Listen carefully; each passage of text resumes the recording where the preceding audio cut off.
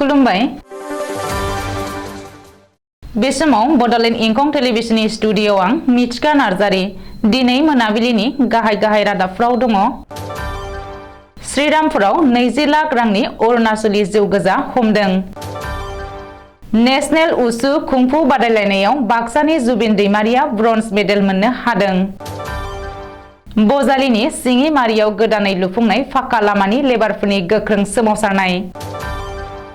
भुटान हादराव सोलिनाय शिशु फोरबोआव बारग' इएम बिजितगोरा नार्जारी। दक्षिण दिरेङापुर गामिनि सासे आबादारिया बिलाथि बैग्रि गायनानै गोबां रां खामायनो हादों।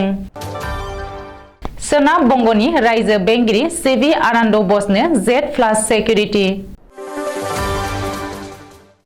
दानिया फैदो आबुं रादाबाव।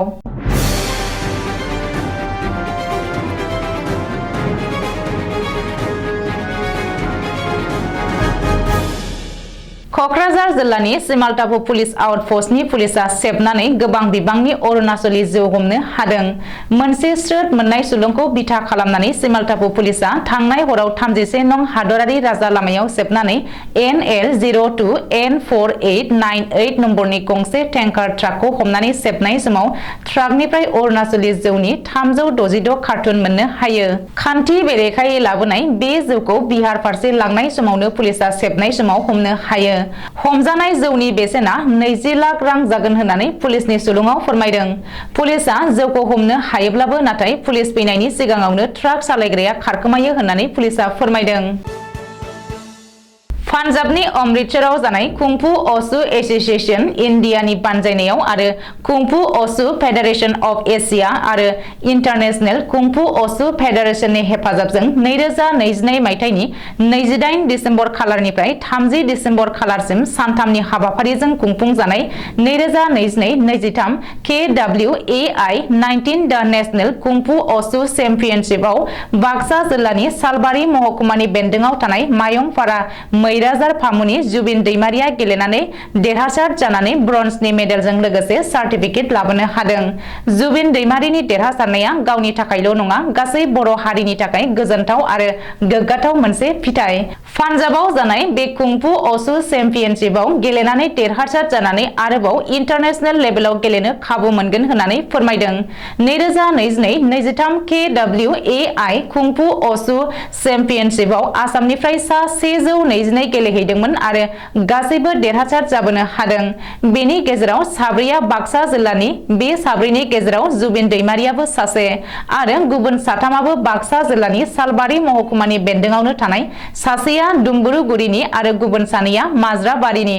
बे गेलेनायाव सासेया गल्ड, सानैया ब्रन्ज आरो सासेया सिलभार मेडेल लानानै देरहासार जाबोनो हादों।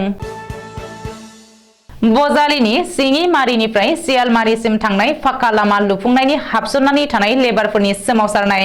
थिकादार दीपक दासनि हेंथायै सोमावसारदों लेबारफोरा।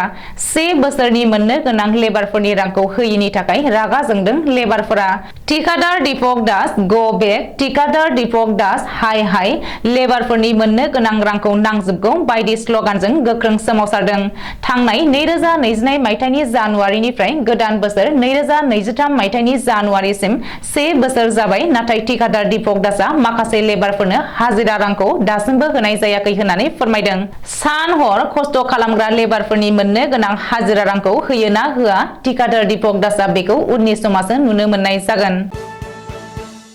भारत हादरनि सिमायारि लोगो एबा नसुं हादर भुटाननि सामरुप जंखार जिल्लायाव सानथामनि हाबाफारिजों दिनैनिफ्राय सोलिदों भुटान हादरनि मुंदांखा आरो देरसिन फोरबो शिशु फोरबोआ। सामरुप जंखाराव सोलिबाय थानाय बे शिशु फोरबोआव बिटिआर दारांगाजुलि बियाबनि MCLA बिजितगोरा नार्जारिया बाहागो लादों। बोसोरफ्रोमबो फालिबोनाय बायदियैनो बे बोसोरावबो जोबोद गाजा गोमजायै शिशु फोरबोखौ फालिनाय नुनो मोनदों। शिशु फोरबोआ भुटान हादरनि देरसिन धोरोमारि फोरबो।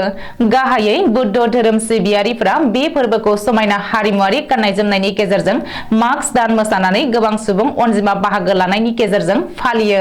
मिथिनो मोननाय बायदिब्ला गुरु रिनप'चे एबा फातमा सामभाबा बे मास्क दान्सखौ हारिमुआरि फोजौखांनाय आरो नखराव खौसेथि लाबोनाय थांखिजों गिबियै मोसादोंमोन, जायखौ आथिखालाव शिशु फोरबो महरै फालिदों। बे फोरबोआवनो दारांगाजुलि बियाबनि MCLA बिजितगोरा नार्जारी, बारग' मासिगिरि कृष्ण मोसाहारिजों लोगोसेनो अदालगुरि जिल्लायाव खुंफुंजानो गोनां मिरु एबसुनि 55थि बोसोरसालिया जथुम्मानि थाखाय भुटाननि हारिमुआरि हानजाखौ मोसाहोनो हांख्रायनो फैनाय एबसुनि मोनसे हानजायाबो नुजाथिदों। एबसुनि थान्दै हानजा महरै फुकन दैमारि, मनदीप बसुमतारी, बिरफुं बसुमतारी, कर्नेलियास दैमारि बिथांमोना बाहागो लादों। बाक्सा जिल्ला बागानपारा बेंखनारि मावख'नि सिङाव थानाय जफादं हालामाव दक्षिण दिरेङापुर गामिनि जौगाफुर लाइमोन आबादारि किशोर कुमार बर'आ बिलाथि बैग्रिनि आबाद गायनानै गावखौनो रांखान्थि बिथिंजों लोगोसे नखर सुंथानो हादों। लाइमोन जालायसा बैसोनिफ्रायनो आबाद बिथिङाव जांख्रिखांनाय लाबोनानै ओनसोलावनो बयजोंबो सिनायजानाय आरो मिन्थिजाबोनो हानाय किशोर कुमार बर'आ बिलाथि बैग्रिनि आबादजों गोबां लाख रां खामायनो हादों। 3.5 बिगा हायाव गुबुन गुबुन जातनि बिलाथि बैग्रि जेरै थाइलेण्ड, काश्मीरी, गड सुन्दरी, आपेल बेफोरखौ थांनाय 6 बोसोरसो सिगांनिफ्रायनो मावबोगासिनो थानायखौ आबादारि किशोर कुमार बर'आ मिन्थिनो होयो आरो बैफोर बैग्रिनि फिथाइखौ जिल्लानिनो गुबुन गुबुन हाथाइ मसलपुर, चिरां, बागानपारा, निकासि, सुबनकाटा, बरबरी, जफा पलासिनि हाथायाव गावनो फानहैनायजों लोगोसे गोबां फालांगिरिफोरा फैनानै न'निफ्रायनो बायनानै लांफैयो होननानै मिथिनो होयो। फांसे बैग्रि बिफांनिफ्राय गोदानै गायजेननाय आरो बैसो जानाय बिफांफोरनिफ्राय बोसोराव 30 केजिनिफ्राय 80 केजिसिमहालागै फिथाइ मोननो हानायखौ फोरमायनानै 1 केजियाव 50 रांहालागै बाजाराव फाननानै बोसोराव खमैबो 3 लाख रांनिफ्राय 4 लाख रांसिम मोननो हायो होननानै फोरमायदों। सोनाब बंगनि रायजो बेंगिरि सिपि आनन्द बसनो Z+ रैखाथि होनो थाखाय नखर बिफाना बिथोन होदों। संगालि सुलुं एबा इन्टेलिजेन्स रिपर्टखौ सोनारनानै मिरुनि नखर बिफाना CRPFनि कब्रा कामानखौ Z+ रैखाथि होनो थाखाय बिथोन जारि खालामदों। सुलुङाव फोरमायनाय बायदिब्ला रायजो बेंगिरि सिपि आनन्द बसआ रायजो बेंगिरि जानायनि सिगाङाव मोनसे इनकुवेरि कमिटियाव दंमोन। बेखायनो बिनि सायाव सुथुरनि गोख्रों नोजोर दं होननानै नखर बिफाननि इन्टेलिजेन्स ब्युर'आ मिथिहोदों। मख'नो गोनांदि सरासनस्रायै रैखाथि एबा सिकिउरिटिनि बिथिङाव गासै मोनबा बाहागो राननाय जादों। बैफोरनो जादों फारियै X, Y, Z, Z+ आरो SPG आरो बेनि गोजौआव। दिनै मोनाबिलिनि रादाबा एसेनोसै। गोजोन्थों।